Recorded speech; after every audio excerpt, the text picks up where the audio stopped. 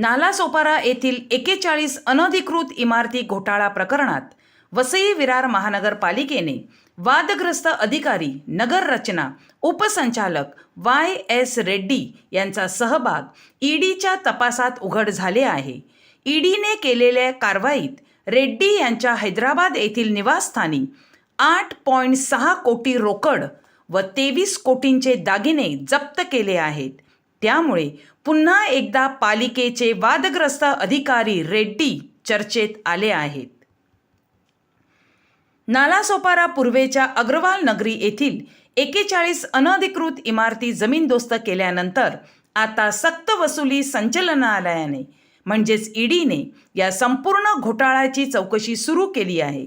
या अनधिकृत इमारतीत माजी नगरसेवक सीताराम गुप्ता व अनिल गुप्ता व त्यांच्या सहकार्यांनी बांधल्या होत्या.